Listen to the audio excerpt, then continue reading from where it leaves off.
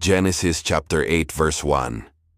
Og nahinumdum ang Dios kang Noe og sa tanan, nga mga mananap og sa tanang kahayupan, nga didto uban kaniya sa arka.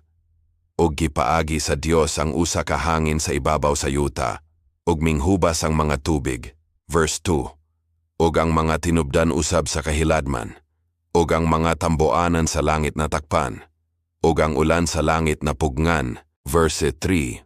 Ug ang mga tubig sa yuta nagakadyutay sa walay hunong, ug minghubas ang mga tubig sa miyagi na ang usa ka gatus ug kaliman ka adlaw.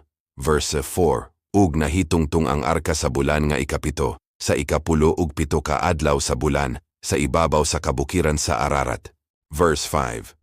Ug ang mga tubig nagpadayon sa paghubas hangtod sa ikapulo nga bulan, sa ikapulo nga bulan, sa nahauna nga adlaw sa bulan, nakita na ang mga tumoy sa mga bukid.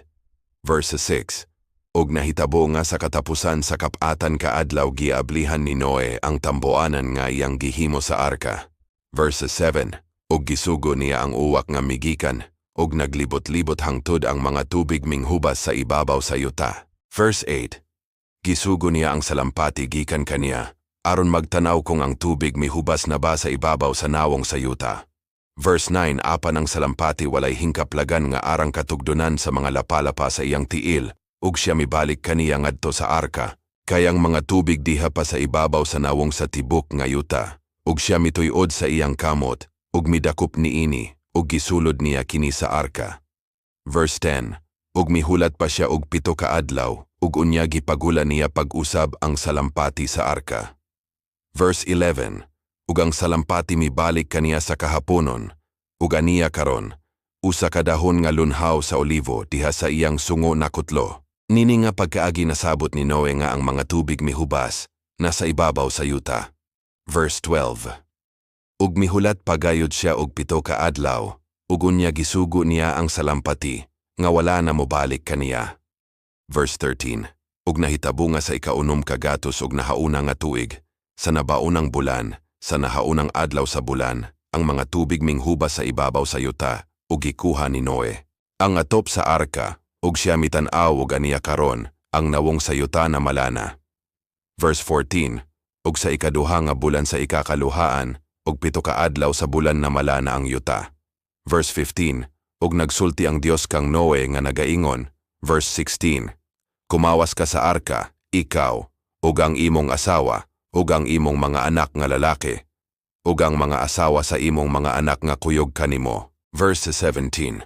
Ug ipagula mo uban kanimo ang tanan nga mga mananap nga ana uban kanimo, ang tanan nga unod, ang mga langgam, ug ang kahayupan ug ang tanan nga nanagkamang sa ibabaw sa yuta, aron sila managsanay sa yuta, ug managpamunga ug managdaghan sila sa ibabaw sa yuta. Verse 18. Ug mikawas si Noe, ug ang iyang mga anak nga lalaki, ug ang iyang asawa, ug ang mga asawa sa iyang mga anak uban kaniya. Verse 19. Ang tanan nga mga mananap ug ang tanan nga mga nagakamang, ug ang tanan nga mga langgam, bisan unsa nga nagalihok sa ibabaw sa yuta, ingon sa ilang matang, nangawas sa arka. Verse 20.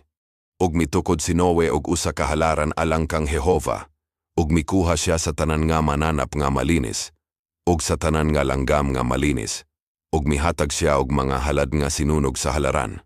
Verse 21. Ug si Jehova nakapanimaho sa matam-is nga kahumot. Ug miingon si Jehova sa iyang kasing-kasing, dili ko na pagtunglohon pag-usab ang yuta tungod sa tawo, kay ang tuyo sa kasing-kasing sa tawo, dawtan sukad sa iyang pagkabata. Ug dili ko na paglagon pag-usab ang tanan nga butang nga buhi ingon sa gibuhat ko. Verse 22.